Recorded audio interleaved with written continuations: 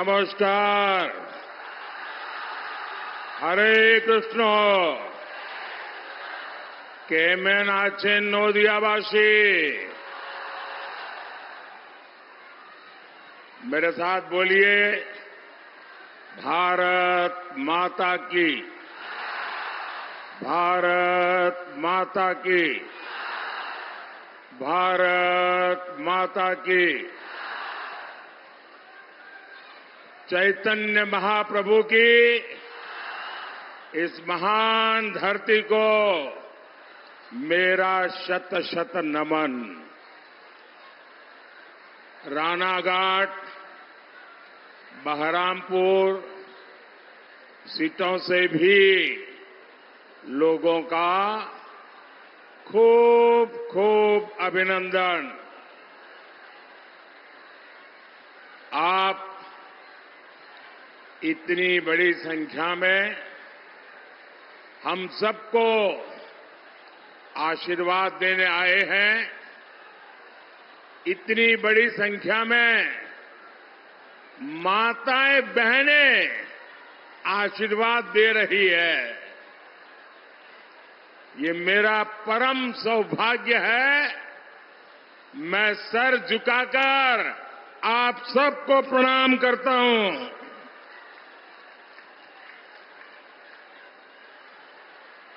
अभी मैं हेलीपैड से यहां आ रहा था। 2-2.5 किलोमीटर का पूरा रास्ता ऐसा रोड शो, जितने लोग यहां हैं उससे 4 गुना लोग वहां रोड पर ये प्यार, ये आशीर्वाद, ये मेरे लिए बहुत बड़ी ऊर्जा है।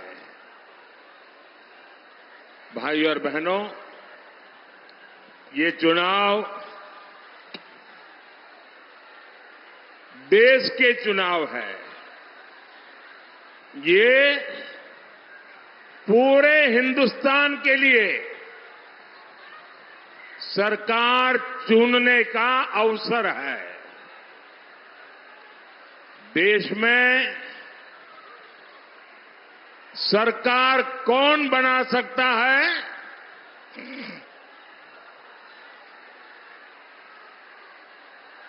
टीएमसी तो पूरे देश में 15 सीट भी जीत नहीं सकती। अब आप मुझे बताइए, क्या टीएमसी 15 सीट लेकर के सरकार बना सकती है क्या? जरा मुझे जवाब दीजिए।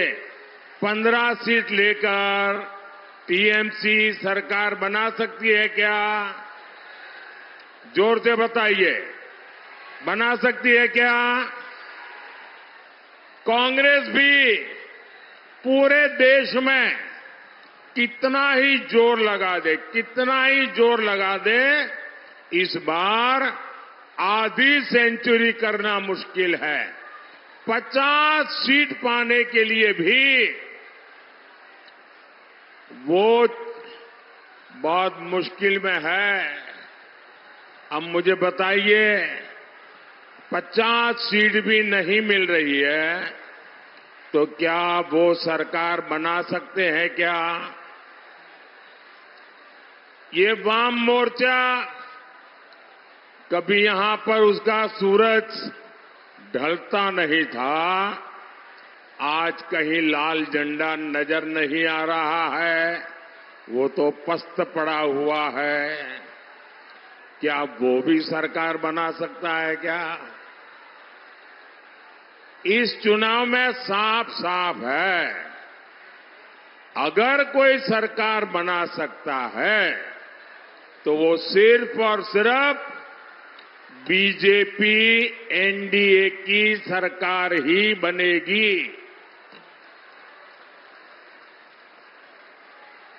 मेरा आप सबसे प्रार्थना है, अब जगह बिल्कुल नहीं है, कृपा करके आप जहां हैं वहीं से सुन लीजिए। आप मुझे देख नहीं पाएंगे, मैं इसके लिए क्षमा मांगता हूं, लेकिन आप आगे आने की कोशिश मत कीजिए। बोलिए भारत माता की, भारत माता की। अभी तो बहस इतनी है कि भी एनडीए 400 पार होगा कि नहीं होगा। जो हमारे विरोधी कहते हैं 400 पार नहीं होगा, जो लोग मैदान में काम कर रहे हैं बोले कहते हैं बिल्कुल 400 पार करेगा। और इंडी वालों की लड़ाई बस इस बात पर है कि लोकसभा में विपक्ष में जो दल जीत करके आएंगे उनमें सबसे बड़ा दल कौन बने। ये लोग इसी के लिए लड़ रहे हैं। फिर मोदी को किस लिए इतने ज्यादा एमपी चाहिए? भाइयों बहनों, मोदी को ज्यादा एमपी इसलिए चाहिए ताकि वो हर संसदीय क्षेत्र को आगे बढ़ा सके। आज देश में कनेक्टिविटी, इंफ्रास्ट्रक्चर, गांव, गरीब, किसान, महिलाओं से जुड़े कितने काम हो रहे हैं। अगर आपके यहां बीजेपी एनडीए के सांसद होंगे तो और तेजी से विकास होगा। बीजेपी एनडीए के सांसद अपनी मेहनत से अपने क्षेत्र में 5-5, 10-10 हजार करोड़ रुपए के प्रोजेक्ट ले जाते हैं। आप बीजेपी सांसदों को देखा होगा, पिछले 5 साल उन्होंने इतनी मेहनत की है, अपने क्षेत्र का इतना विकास किया है। अगर यहां से भी आप बीजेपी के सांसद चुनते हैं तो विकास में ताकत लगाता है, और अगर विरोधी चुनते हैं तो हाउस में हो हल्ला करने में टाइम बिगाड़ता है। साथियों, मैं जानता हूं टीएमसी, कांग्रेस, लेफ्ट के इंडी अलायंस पर भरोसा आप लोग खो चुके हैं। आप चाहते हैं यहां टीएमसी के तोलाबाजों और महिलाओं पर जुल्म करने वालों को कड़ी सजा मिले। जिस टीएमसी ने गरीब का राशन तक नहीं छोड़ा, उससे उम्मीद ही क्या की जा सकती है।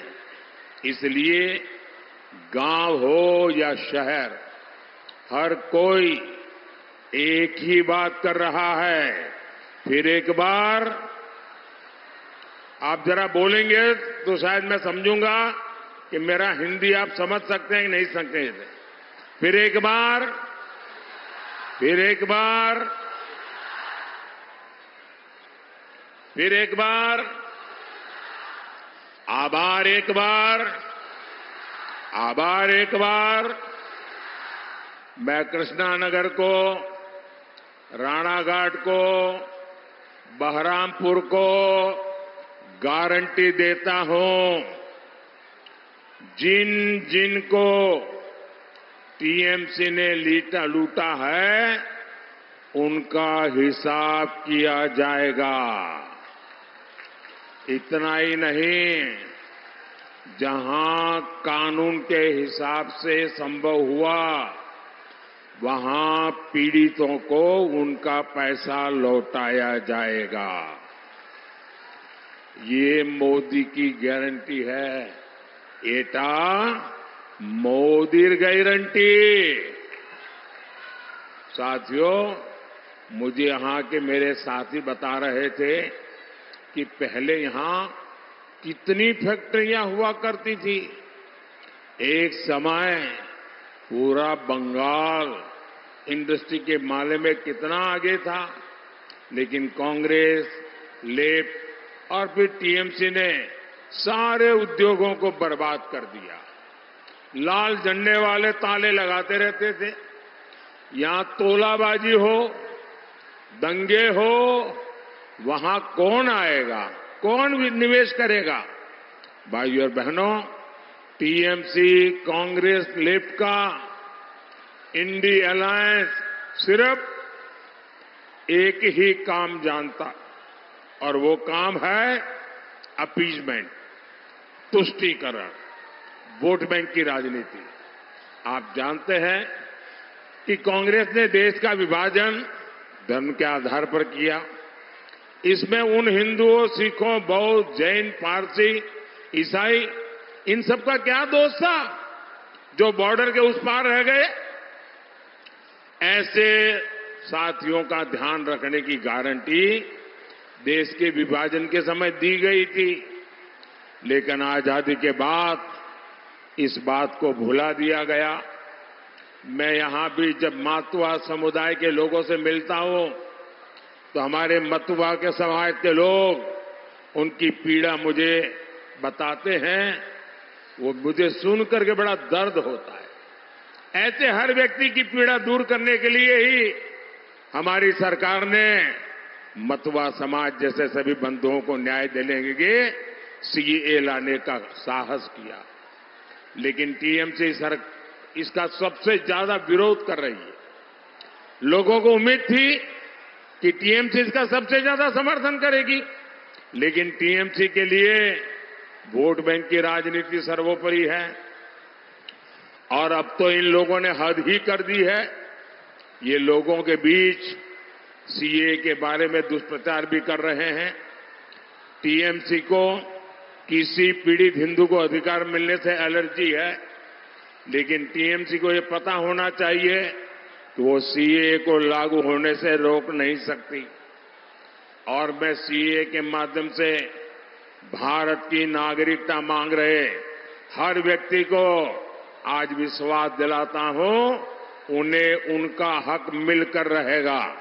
उन्हें हर सरकारी योजना का लाभ मिल करके रहेगा और ये मोदी की गारंटी है। साथियों, पश्चिम बंगाल का इतिहास देश को दिशा देने वाला रहा। यहां राजा कृष्णचंद्र जी ने उनका सुशासन, उनकी भारत भक्ति की विरासत है, जिन्होंने हमारी आस्था, हमारी संस्कृति को बचाने के लिए काम किया। यहां के विकास के लिए अपना बहुत कुछ दान कर दिया। लेकिन टीएमसी वाले ऐसी विरासत को ही बदनाम करने में जुटे हैं। आज देखिए, देश के इतिहास में शायद ही ऐसी कोई सरकार रही जिसको आए दिन कोर्ट को याद दिलाना पड़ता है कि उसकी ड्यूटी क्या है। टीएमसी सरकार ऐसा कोई काम करती नहीं जो संविधान और कानून के मुताबिक हो, जो लोकतंत्र के मुताबिक हो। इसका एक बहुत बड़ा उदाहरण संदेश खाली है। संदेश खाली में क्या चल रहा है, ये टीएमसी के टॉप लीडर्स को पहले से पता था। लेकिन संदेश खाली बहनों से ज्यादा वो अत्याचारी इनके काम का था। देखिए कैसे कैसे हथियार, कैसे कैसे सामान मिल रहे हैं। क्या ये गोला बारूद, ये बम बंदूक गणतंत्र को मजबूत करने के लिए था क्या? साथियों, कल मैं जब बंगाल पहुंचा था तो मुझे कई एक्स सर्विसमैन मिलने आए थे। उन्होंने मुझे वन रैंक वन पेंशन के लिए बहुत धन्यवाद दिया। वो इतने भाव विभोर थे कि हमारा 40 साल पुराना वन रैंक वन पेंशन का मामला आपने सुलझा दिया और लाखों करोड़ रुपया ये हमारे एक्स सर्विसमैन को हमने पहुंचाए।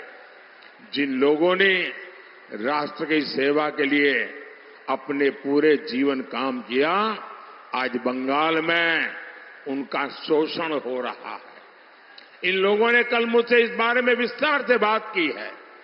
आज मैं इस मंच से हमारे एक्स सर्विसमैन, जिनको बंगाल की धरती पर टीएमसी सरकार लगातार अन्याय करती है, मैं उनको विश्वास दिलाता हूं कि बंगाल की भारतीय जनता पार्टी आपके साथ खड़ी रहेगी और आपकी मुसीबतों को दूर करने के लिए मेरे तीसरे टर्म में भारत सरकार हर कानूनी काम में आपकी मदद करेगी।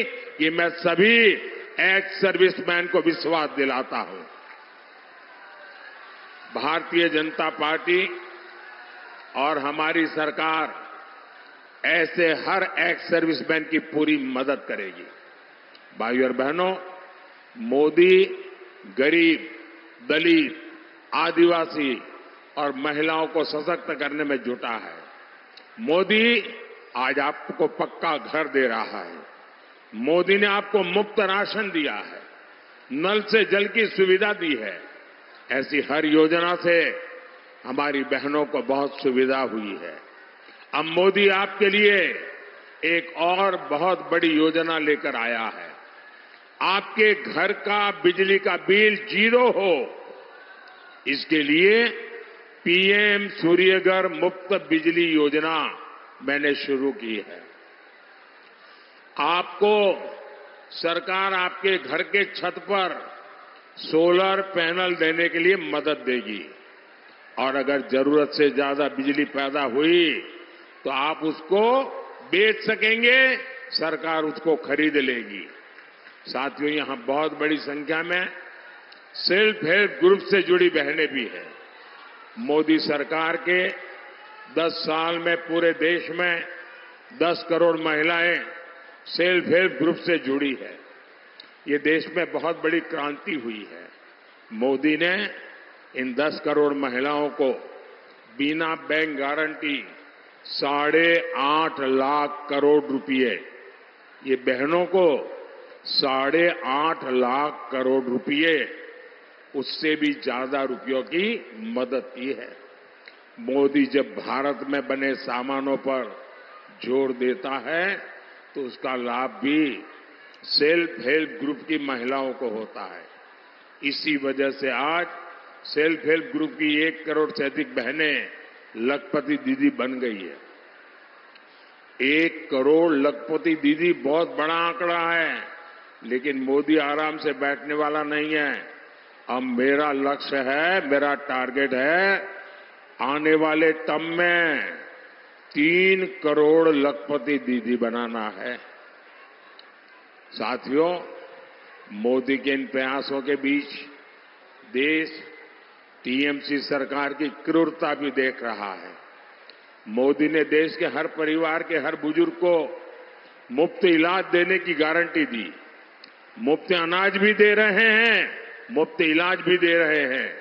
लेकिन यहां टीएमसी सरकार आयुष्मान भारत योजना लागू ही नहीं होने दे रही। मोदी पैसा सीधा अस्पताल में भेजता है।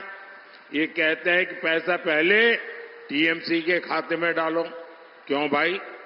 मोदी पैसा टीएमसी को इसलिए भेजे ताकि टीएमसी उसे लूट ले। ऐसा नहीं होगा। मोदी आपके घर का पैसा भी सीधे लाभार्थी के बैंक खाते में डालेगा।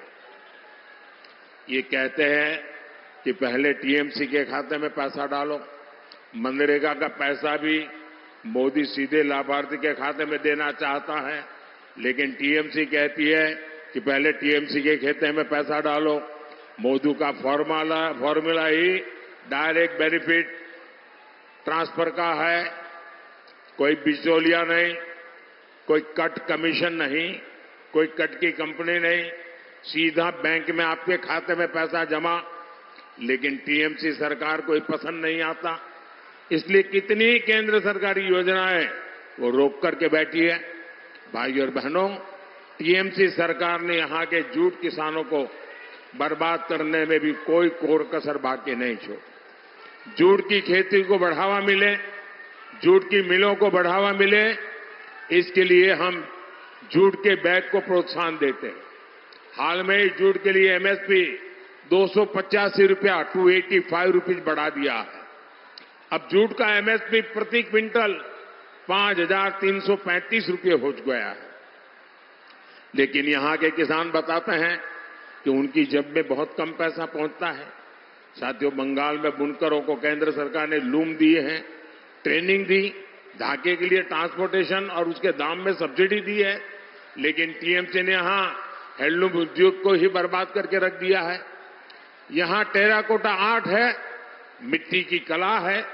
ऐसे विश्वकर्मा साथियों के लिए मैंने पीएम विश्वकर्मा योजना बनाई है, लेकिन टीएम की सरकार ये योजना भी यहां लागू होने नहीं दे रही है। साथियों, बंगाल को बचाने के लिए, बंगाल में तेज विकास के लिए, बंगाल में ज्यादा से ज्यादा बीजेपी सांसद जीतने की जरूरत है। इसलिए जरूरी है कृष्णानगर से राजमाता अमृता रॉय जी, राजमाता अमृता रॉय जी, रानाघाट से हमारे साथी जगन्नाथ सरकार जी, बहरामपुर से निर्मल कुमार साहा जी, उनको आप भारी मतों से विजयी बना करके संसद में भेजिए।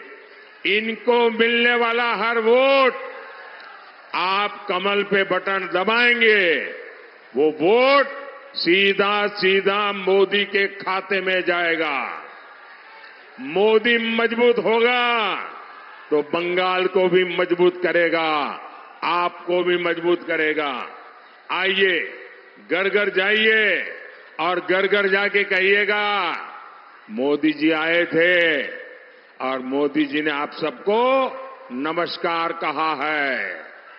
बोलिए भारत माता की, भारत माता की, भारत माता की। बहुत बहुत धन्यवाद।